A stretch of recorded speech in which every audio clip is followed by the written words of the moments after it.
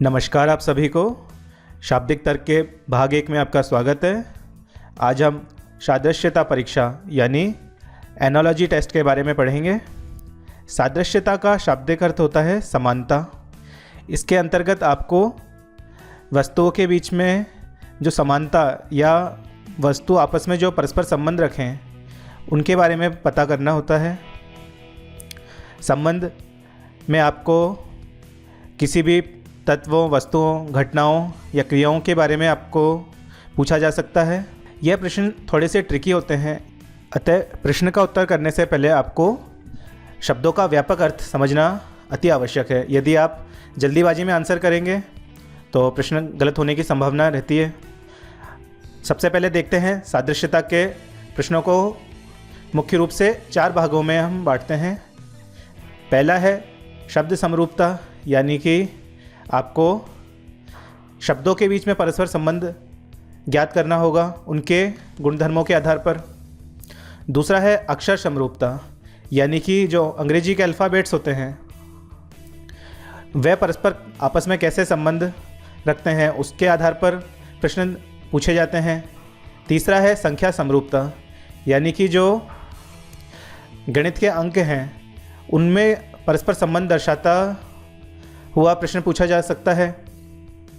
और अंत में अक्षर संख्या समरूपता, यानी कि संख्या और अक्षरों के आपस में योग से बने प्रश्न भी परीक्षा में पूछे जाते हैं।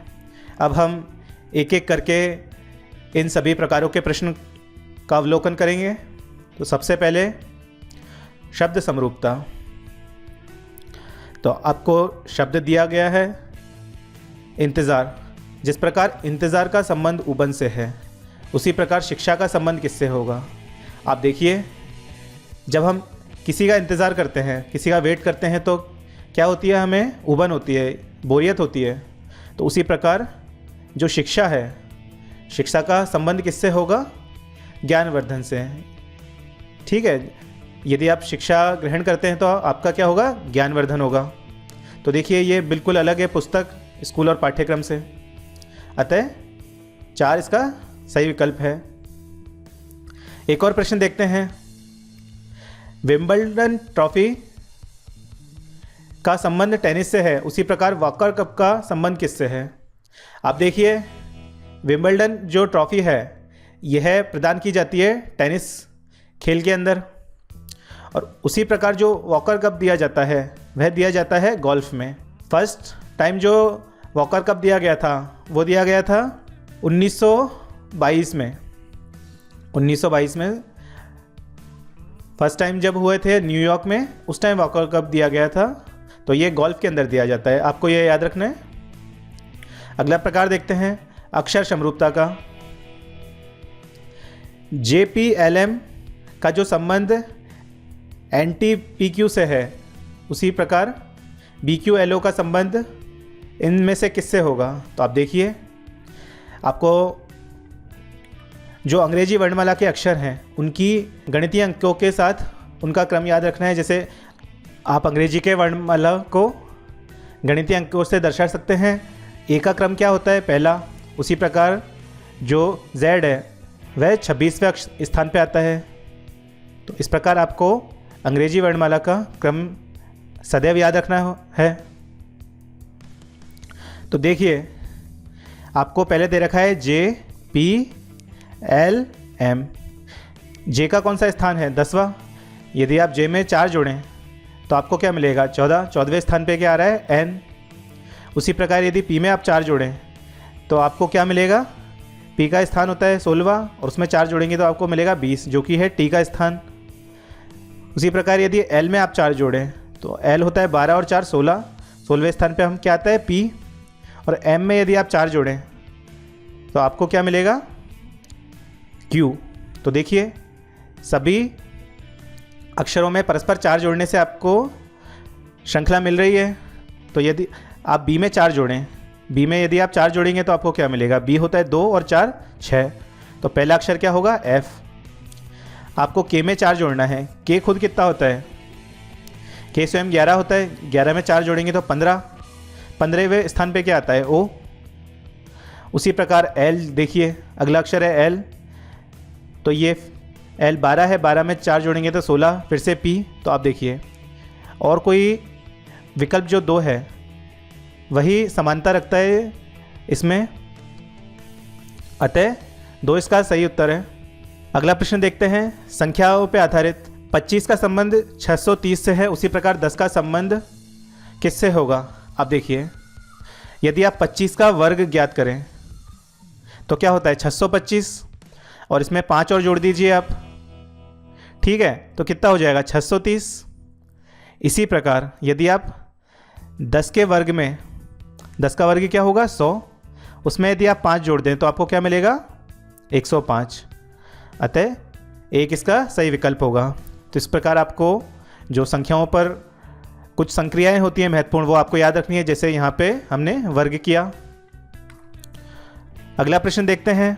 जिस प्रकार 8 का संबंध 16 पी से है और 6 का संबंध 12 एल से है, उसी प्रकार 11 का संबंध निम्नलिखित में से किससे होगा?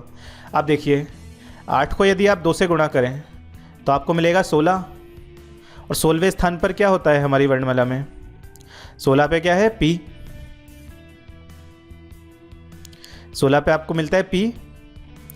6 का यदि डबल किया जाए तो क्या मिलेगा आपको 12, और 12वें स्थान पर कौन सा अक्षर आता है L। तो उसी प्रकार यदि आप 11 को 2 से गुणा करेंगे तो क्या मिलेगा आपको 22, और 22वें स्थान पर वर्णमाला का अक्षर आता है V। तो अतः इसका सही उत्तर क्या होगा 22V। और हम आप देखिए विकल्प में नहीं दिया गया है 22V, अतः इनमें से कोई नहीं, इसका सही उत्तर क्या होगा 22V।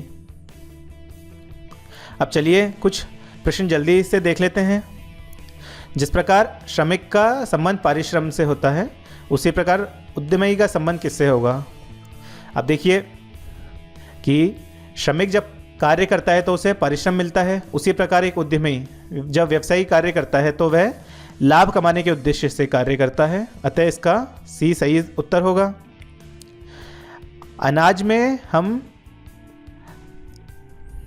अनाज को हम भंडार गृह में सुरक्षित रखते हैं, उसी प्रकार जल को सुरक्षित रखने के लिए हम बांध बनाते हैं, तो अतः इसका बांध सही उत्तर होगा। बी का संबंध डाउट से है तो एच का संबंध निम्नलिखित में से किस अक्षर से होगा? आप देखिए जब आप पढ़ते हैं डाउट, तो डाउट में कहीं भी आपको बै का स्वर नहीं मिलता है, तो बी क्या है साइलेंट है। उसी प्रकार इन सभी में से जो ऑनेस्ट है, इसमें एच नहीं बोलता है, केवल ऑनेस्ट पढ़ा जाता है इसे, अतः 20 का सही उत्तर होगा, इसमें एच साइलेंट है। जिस प्रकार वृत्त का संबंध परिधि से है, जो वृत्त की जो परिमिति होती है, जो चारों ओर की जो कुल लंबाई होती है, इसको हम क्या बोलते हैं परिधि या परिमिति। और वर्ग की जो चारों ओर की भुजा होती है या किसी भी आकृति की जो चारों ओर की भुजा होती है उसे परिमिति ही कहा जाता है, पेरीमीटर। अतः डी इसका सही उत्तर होगा। परिधि यानी सर्कमफेरेंस, और वर्ग का क्या निकालते हैं हम? पेरीमीटर यानी कि परिमिति। जिस प्रकार दुर्घटना का संबंध सावधानी से है, उसी प्रकार बीमारी का संबंध किससे होगा? आप देखिए यदि आप सावधानी बरतेंगे तो दुर्घटना नहीं घटेगी, उसी प्रकार यदि आप स्वच्छता बरतते हैं तो बीमारियां नहीं होंगी, अतः सी इसका सही उत्तर है। यह एक महत्वपूर्ण प्रश्न है, इसे भी हम देख लेते हैं। आप देखिए मैट जो दिया गया है आपको, मैट को ये क्या लिखता है? मैट को लिखता है ये 14, 22, 7। आप देखिए एम को वर्णमाला में कौन से अक्षर से लिखते हैं हम? 13 से, है ना। वर्णमाला में किससे लिखते हैं? 13 से। ई को लिखते हो आप 5 से और टी को 20 से, ठीक है। अब देखिए यदि आप विपरीत क्रम में एम को ज्ञात करें, यदि एम को आप पीछे से पता करें कि पीछे से इसका क्या क्रम होगा, तो आपको हमेशा याद रखना है कि 27 माइनस जो आगे से क्रम है संख्या का, वो आपको कर लेना है। तो 27 में से यदि आप 13 घटाएंगे तो आपको मिलेगा 14। तो यानी m का जो पीछे से क्रम होगा वो क्या होगा? 14। तो आपको दे रखा है 14, और 14वें अक्षर पे क्या वर्णमाला का कौन सा अक्षर आ रहा है यहाँ पे? n। ई क्या है? 5 है। ई आपको दे रखा है 5, तो यदि आप 27 में से 5 घटाएं तो आपको मिलेगा 22। तो 22वें स्थान पर कौन सा वर्णमाला का अक्षर है? वी। उसी प्रकार टी है 20वां, तो 27 में से यदि आप 20 घटाएंगे तो आपको मिलेगा 7। और 7वें स्थान पर कौन सा अक्षर आ रहा है वर्णमाला में? जी। तो इसी प्रकार हम डैमकाब लिखने की कोशिश करेंगे, डी ए एम। डी कौन सा अक्षर होता है? चौथा, ए पहला और एम 13वां। अब देखिए डी का जो विपरीत क्रम लिखेंगे हम, 27 में से 4 घटाइए आप, आपको क्या मिलेगा? 23। 27 में से 1 घटाइए, आपको क्या मिलेगा? 26। और 27 में से यदि आप 13 घटाएं तो आपको मिलेगा 14। तो आप देखिए 27 में से 4 घटाया 23, और 23वें स्थान पर आ रहा है आपका W। तो W को हम किससे दर्शा रहे हैं? 23 से। उसके आगे 26 और अंत में 14वें स्थान पे क्या आता है? N। तो आप देखिए 23, 26, 14, 23, 26, 14, डी इसका क्या होगा? सही उत्तर होगा। अब आप अभ्यास प्रश्न हल करें।